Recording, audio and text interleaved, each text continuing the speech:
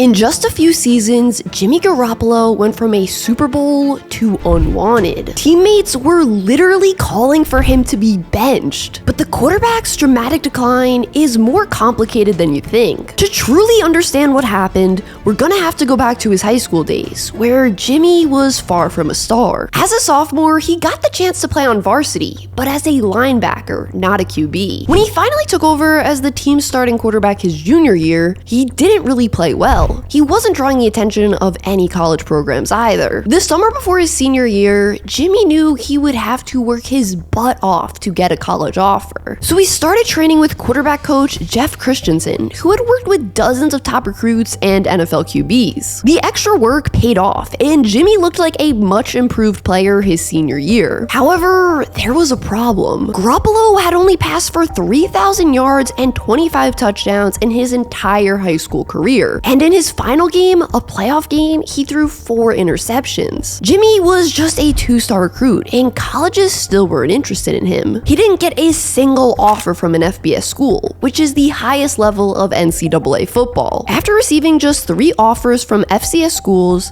Garoppolo committed to Eastern Illinois. As a true freshman, Jimmy took over as the team's starting quarterback, but it was far from an easy transition. In each of his first 2 seasons there, the team went 2-9. But then, his junior year, things started to change. Jimmy was given more chances to throw the ball, and the team finished the season with an improved record of 7-5. Garoppolo's senior year is when he truly drew the attention of NFL scouts. The team went 12-2, while Jimmy completed 66% of his passes for 5,000 yards, 53 touchdowns, and just 9 interceptions. He took home the Walter Payton Award too, which is basically the Heisman Trophy for FCS teams, and he broke all the school's passing records that were previously held by Tony Romo. After that historic season, Garoppolo declared for the 2014 NFL Draft. During the pre-draft process, Jimmy was ranked as the 5th best quarterback in the class and was projected to be a 2nd or 3rd round pick. Once draft day arrived, the Patriots selected Garoppolo in the 2nd round with the 62nd overall pick. But this caused some controversy. You see, Tom Brady was upset that New England drafted a quarterback with such a high pick. It was clear Garoppolo was brought in to possibly be Brady's successor, but Tom found this disrespectful since he didn't feel like his career was anywhere near over. Behind the scenes, Jimmy says he and Brady developed a competitive but healthy relationship, one that pushed the 2 players to get better. His rookie season, Garoppolo saw some snaps in garbage time, but his most important moment that season didn't actually come in a game. That 2014 season, the Patriots made it to the Super Bowl and were set to go head-to-head with Russell Wilson and the Seattle Seahawks. So in the practices leading up to the big game, Jimmy played the role of Wilson, the very shifty and mobile quarterback. Luckily for Garoppolo, this wasn't hard for him because he was a pretty athletic player himself. I mean, people forget just how fast he was before his ACL tear, but we'll talk about just how much that impacted his career in a few minutes. Garoppolo gave the defense the closest thing to actual reps versus the QB they were about to face. Even though Jimmy didn't take a single snap in that Super Bowl,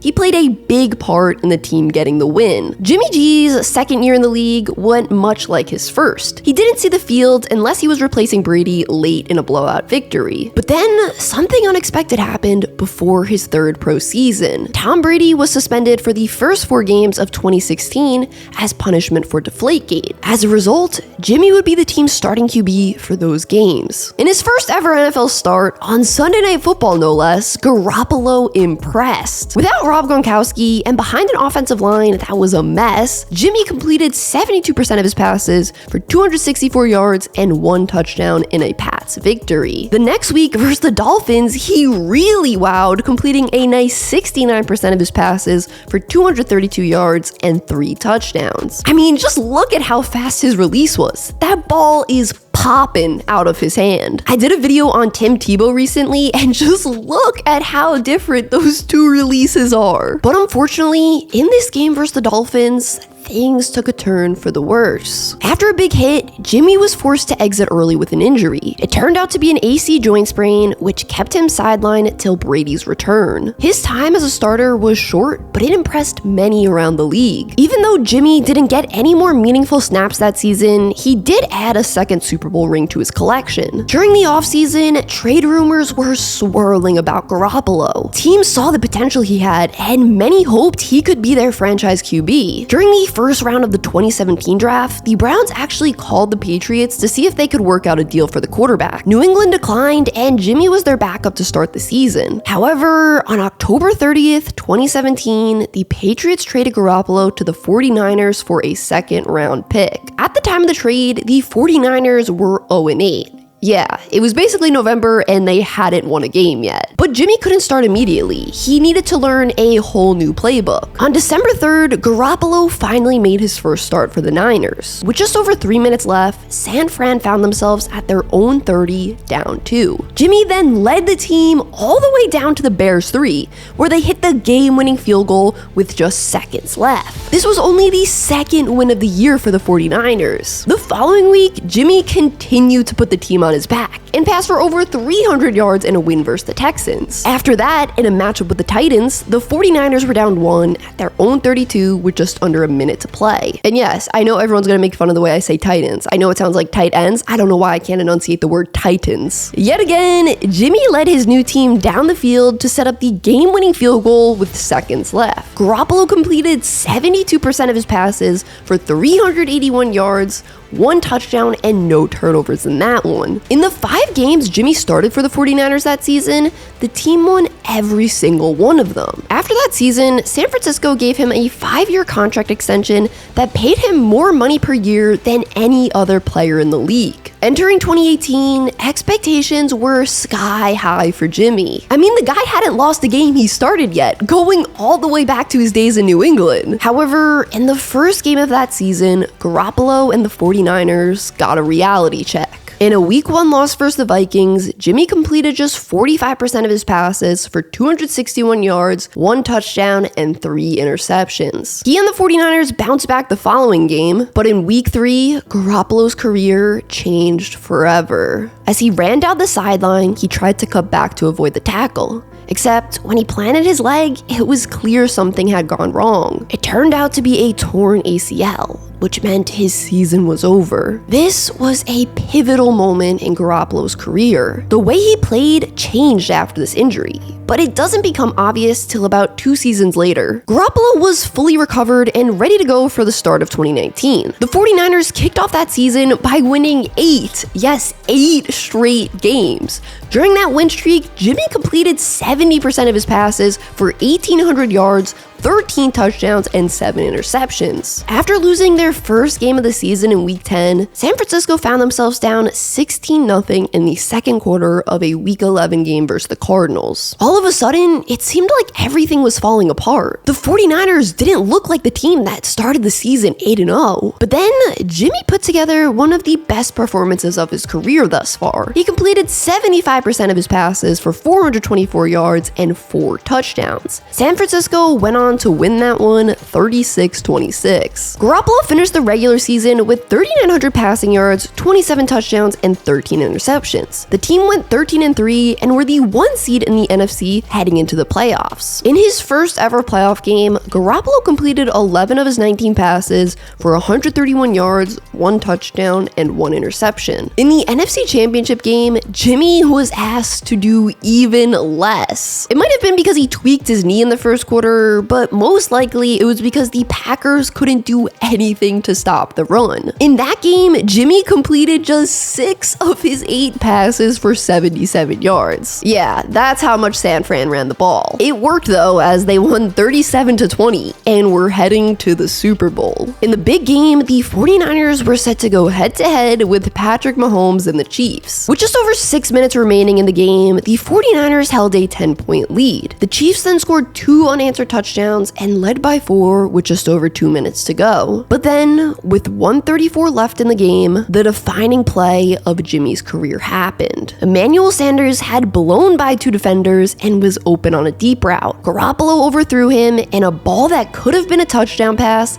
landed incomplete. Listen, I know this isn't an easy pass, but in the big moments, the best quarterbacks make those throws. 1 play later, Jimmy got sacked on 4th down, and the victory was then sealed for the Chiefs. After this game, the world started to realize maybe Jimmy G isn't that good. A lot of NFL fans viewed him as a game manager before this, but after the Super Bowl, a lot more criticism came his way. The next season, 2020, defenses figured out Garoppolo. They knew exactly what he wanted to do and how to stop it. Jimmy thrived throwing quick passes across the middle of the field. That was his strength. But he struggled mightily throwing outside the numbers. So what did defenses do? They dared him to throw outside. They clogged the middle of the field and forced him to make throws he had a low success rate with. During this season, we also saw Jimmy just look uncomfortable in the pocket. Back in New England and before the ACL tear, he was able to stand in there and take hits no problem. But I guess after the injury, he felt safer dancing around back there. In the second game of the 2020 season, Garoppolo sprained his ankle and was ruled out for the next 2 weeks. When he returned in week 5, he only completed 7 of his 17 passes for 77 yards and 2 interceptions. That was just in the first half, by the way. They benched him for the final 2 quarters of the game. Post-game, head coach Kyle Shanahan said he benched Jimmy because he felt he wasn't fully recovered, and he actually turned out to be right. Garoppolo played in the team's next 3 games, but in the fourth quarter of a week 8 matchup with the Seahawks, he re-sprained his ankle. The sprain was so serious that it kept him out for the remainder of the season. During the offseason, the 49ers let us all know they were ready to move on from Jimmy G. They sent 3 first-round picks to the Dolphins to move up to the number 3 spot in the draft. Why did they do this? To draft a quarterback. The 2021 draft was supposed to be, keyword supposed to be, one of the best quarterback draft classes in a long time. With that pick, the 49ers drafted Trey Lance. Lance was young and needed to develop, so Garoppolo was named the 49ers starter to open the 2021 season. San Fran started the season 2-2, but then Jimmy was sidelined for the team's week 5 game after suffering a calf injury. After returning to the field in week 7, he was ruled out yet again in week 17 thanks to a broken bone and torn ligament in his throwing hand's thumb. The 49ers finished the season 10-7 and were heading back to the playoffs. But this time around, Jimmy didn't play well at all. He had his best performance of that postseason in the wild card game versus the Cowboys, where he completed 64% of his passes for 172 yards, no touchdowns, and an interception. The next game, a divisional round matchup versus Green Bay, he was even worse. In that one, he completed just 57% of his passes for 131 yards, no touchdowns, and another interception. But the 49ers were still able to pull off the big upset victory in that game thanks to an outstanding performance by their defense. So the 49ers were somehow headed back to the NFC Championship game. This time around, they were set to play their division rival, the Rams, who they had already beat twice during the regular season. Well, with about a minute remaining, the 49ers were down 3. And then Jimmy threw this magnificent interception to cement the L. It was looking like that would be the final play we saw from Garoppolo in a Niners uniform, as Lance was expected to be the starter in 2022. San Francisco had serious trade talks with multiple teams about Jimmy, but once they found out he was undergoing surgery on his shoulder that offseason, they were no longer interested. So the 49ers opted to keep Garoppolo and make him Lance's backup. However, in week 2, things took another unexpected turn. Lance went down with a season-ending injury, and all of a sudden, Garoppolo was back under center. Jimmy then proceeded to play some of his best football in a very long time. In his first 10 games as a starter, he completed 67% of his passes for 2,200 yards, 15 touchdowns, and just 4 interceptions. Turnovers had been a big problem for Garoppolo throughout his career, and now he seemed to finally have a handle on them. But then, in the midst of a 4-game win streak, it all came crashing down. In the first quarter of a game versus the Dolphins, Jimmy got sacked and broke his foot. That was it. His season was over, and the 49ers just continued to win without him. Following that season, Garoppolo was a free agent. He left the 49ers, who would now be starting Brock Purdy at QB, and signed a 3-year deal with the Raiders. There, he reunited with his Patriots offensive coordinator, Josh McDaniels, who was now the team's head coach. Things got off to a rocky start for Garoppolo in Vegas. He started the season 1-2, then missed the team's 4th game of the year with a concussion. Then 2 weeks later, he injured his back and had to be taken to the hospital. Luckily, he avoided a serious injury and only missed 1 game. But then, things went south fast. In his first game back, he completed just 47% of his passes for 126 yards, no touchdown, and 1 interception. It was during this game he overthrew a wide open Davante Adams, which resulted in the viral clip of the receiver on the sideline saying, "This is effing pathetic, bro. Just throw the effing ball, man. I'm tired of this effing BS." After this loss, the Raiders were 3-5, and head coach Josh McDaniels was fired the very next day. Less than 24 hours later, interim head coach Antonio Pierce benched Garoppolo. It was a move Davante Adams signed off on. Rookie Aiden O'Connell was the team's starting quarterback going forward. Benching Jimmy G made sense though. Despite missing 2 games, he led the league in interceptions at that point in the season. That offseason, the Raiders released Jimmy. He then signed with the Rams to be Stafford's backup this upcoming year. Well, after the first 2 games, because he was just suspended for violating the league's PED policy. The thing with Jimmy Garoppolo is, he was a game manager. He was a QB you would win with, but not because of. He had the success he did in San Francisco because Kyle Shanahan's system didn't ask him to do much. And when it did its best to scheme open throws that he was good at. Also, like I mentioned earlier, all those injuries really did affect him. You saw him lose some confidence and command out there on top of the physical stuff he lost too. If you want to learn the backstory of the guy that replaced Jimmy in San Francisco, check out this video up here.